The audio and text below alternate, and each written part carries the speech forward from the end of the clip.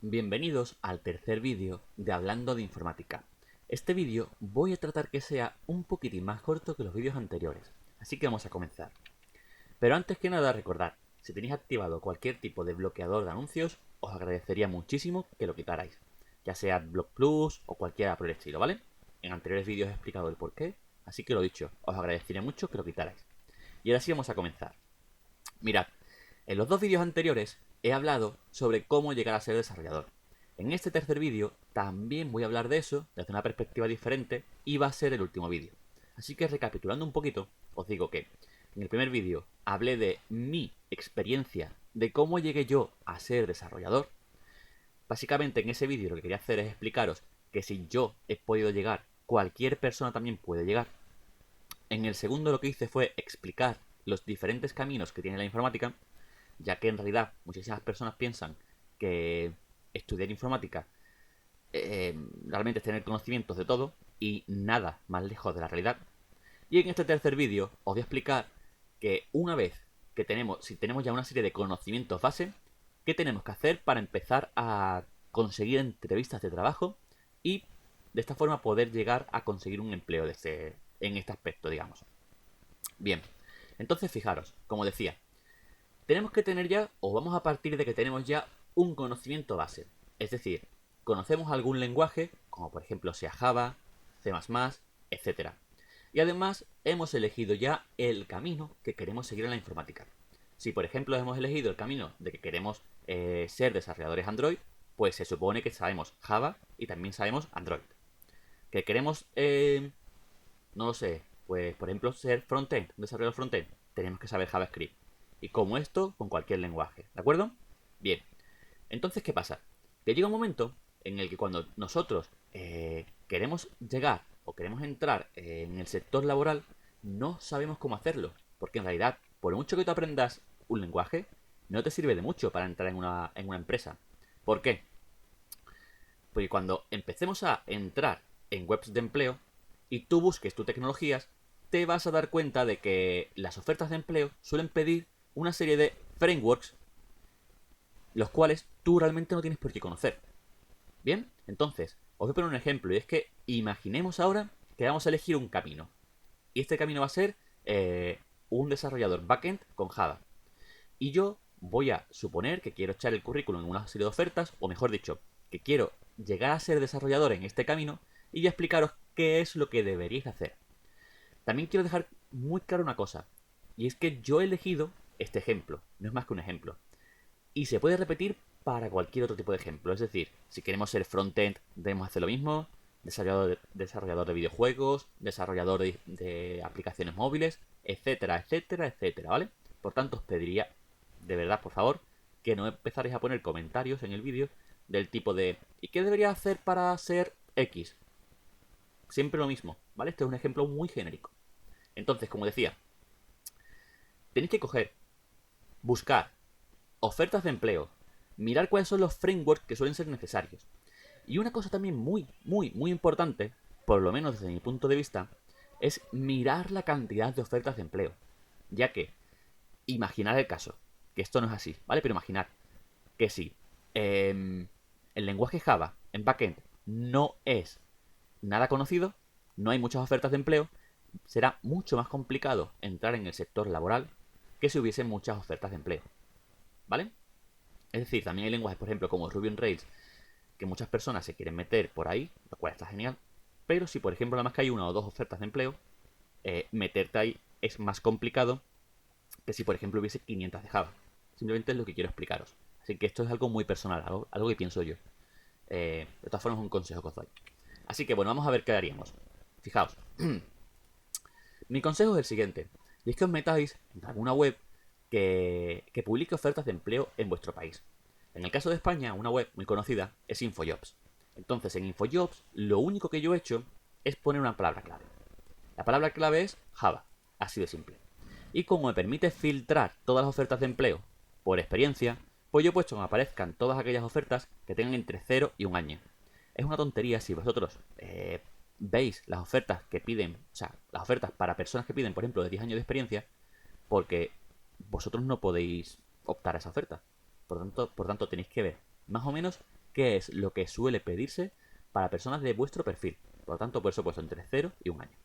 Vale. Estáis viendo ahora que hay 485 ofertas. Está bastante bien. Hay muchas ofertas de Java. Por eso siempre hablo yo de Java. Como decía, si veis una oferta, un lenguaje o lo que fuese que solamente tiene una o dos ofertas, la verdad, yo optaría por intentar entrar en el mundo del desarrollo por otra vía. Os lo dejo así más o menos que lo tenéis claro. Vale, entonces, de todas estas ofertas que hay aquí, yo he elegido ya 3 para hacerlo todo un poquito más rápido. Y entonces, fijaos, esto de aquí está muy bien porque te aparecen los requisitos mínimos para poder entrar. Vale, tienes que tener al menos un año de experiencia, lo cual, bueno, puede ser que cumplamos. Y fijaros que empieza a pedir Java, lo cual diréis, claro, todas piden Java. Sí, pero saber Java solamente no es algo, digamos que te da un empleo, ni mucho más lejos de la realidad. Muchísimas personas saben Java. Lo importante es conocer muchas más tecnologías que están relacionadas con Java. En este caso, por ejemplo, vais a ver aquí Spring. Spring es un framework, el cual es la estrella, por así decirlo, es el que más suele utilizarse. Es el que más suele utilizarse cuando estamos hablando de desarrollo en backend. Por tanto, os digo desde ya que si os queréis dedicar al desarrollo backend en Java, tenéis que conocer Spring.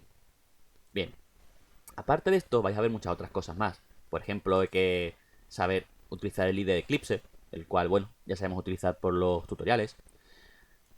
Tenemos que conocer alguna herramienta de construcción de aplicaciones en plan Maven, Gradle, etcétera. Lo importante también es conocer una base de datos, eso es muy importante, etcétera, etcétera, etcétera. Aquí estamos viendo diferentes cosas. Bueno, pues mi consejo es que todas aquellas cosas que suelen repetirse mucho en diferentes ofertas de empleo, tenemos que aprenderlas. Así de sencillo. Bien, en realidad, si es la primera vez que vosotros estáis entrando en una oferta de empleo, muchas de estas tecnologías no las vais a conocer. Por tanto, yo os recomendaría que cuando veréis algo que no lo conozcáis, lo busquéis en internet. Qué es lo que es, para qué se utiliza, más o menos de qué se trata, un ejemplo, etcétera, etcétera, etcétera. Vale, yo tengo ya algo de experiencia en buscar ofertas de empleo y os digo que prácticamente en todas suele pedirse lo mismo. Y es que Spring, como he dicho, es la estrella. Vamos a ver otra oferta y estamos viendo que se requieren 6 meses de experiencia con Java y se necesita conocimiento de Spring. Vale, en esta oferta además también te piden una cosa, y es que dicen que valoran muy positivamente el tener experiencia en frontend. Pensaréis, vamos a ver, pero si frontend y backend no son lo mismo. Yo lo expliqué ya eso en el segundo vídeo.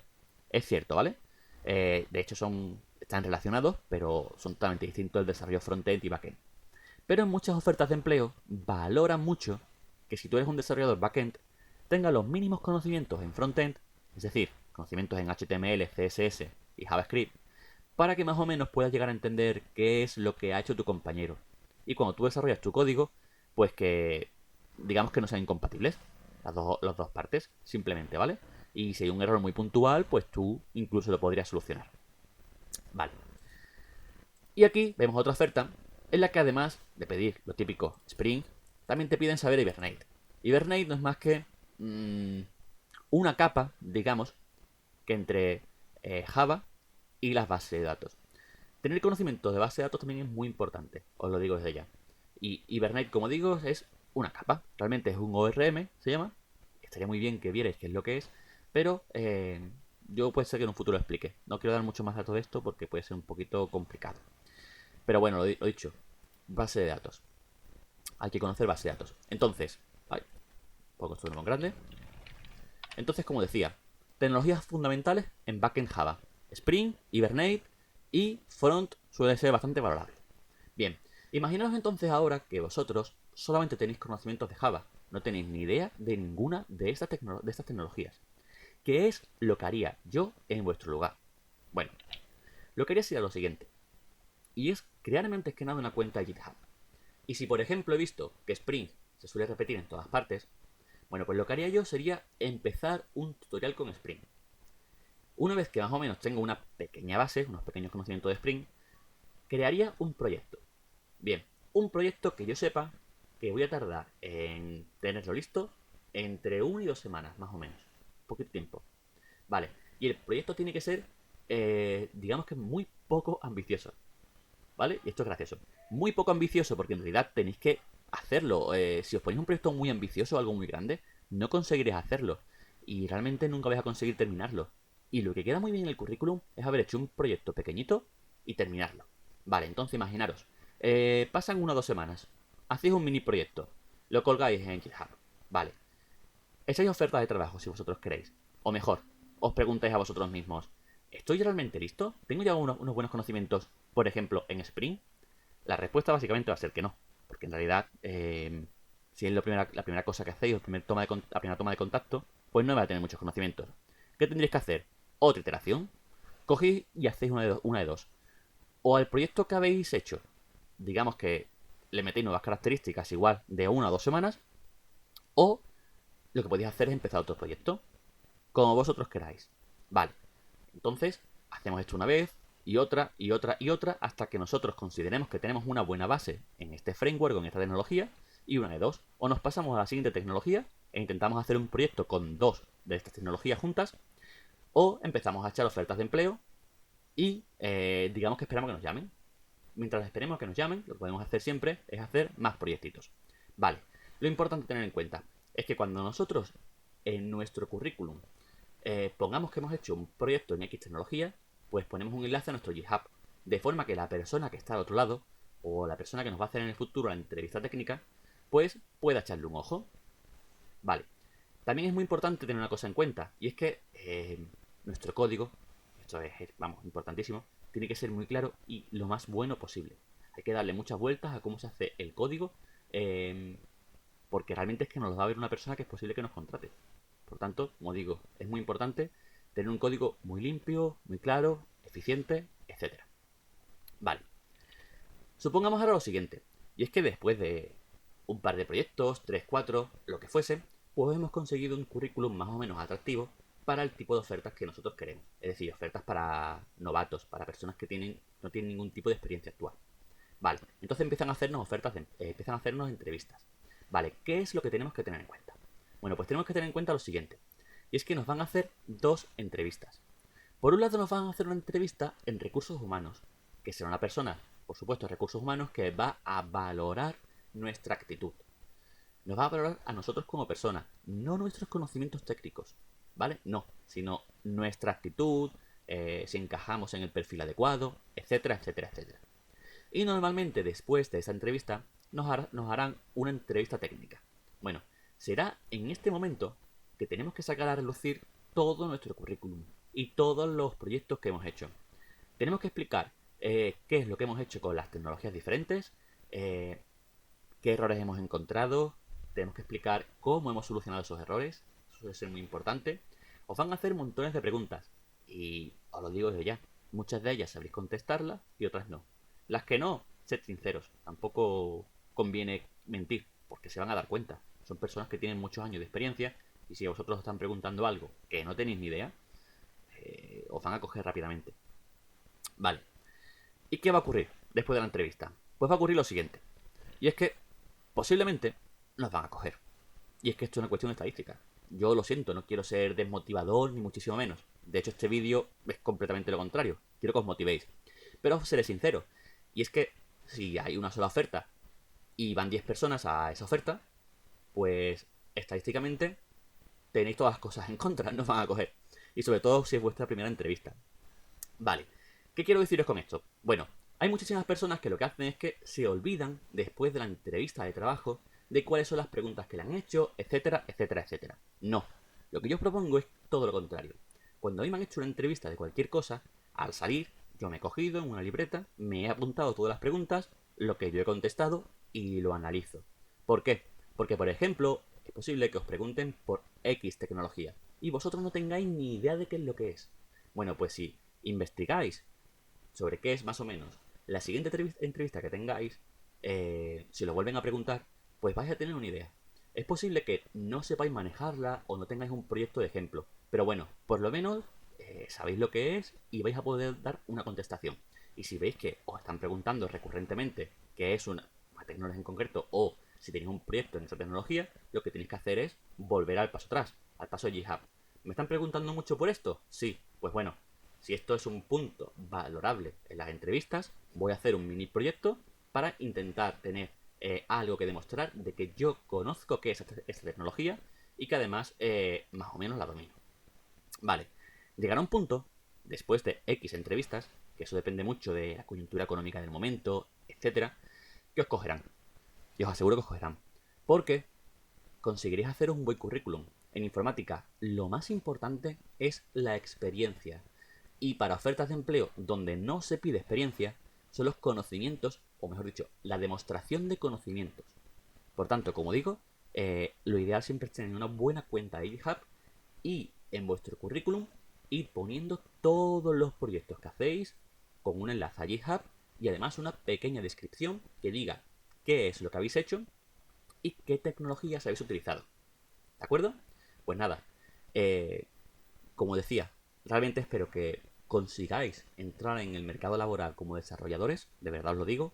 Eh, Después de X entrevistas, estoy seguro de que lo vais a conseguir. No desfalleced en el intento, de verdad os lo digo, porque además actualmente la situación pues conlleva que haya muchísimas ofertas en este ámbito. Es la realidad. Habéis visto, por ejemplo, que yo aquí en España, que es el país que tiene más paro de la Unión Europea, hay 500 ofertas de empleo solamente de Java, lo cual está muy bien. Si en vez de Java ponéis cualquier otro tipo de lenguaje, vais a ver que hay montones de ofertas. Y lo mismo en muchos otros sectores, ¿de acuerdo? Así que nada, lo dicho. Mucha suerte, mucho ánimo y para adelante, ¿vale? Pues nada, nos vemos entonces en el siguiente vídeo. Un saludo, hasta luego.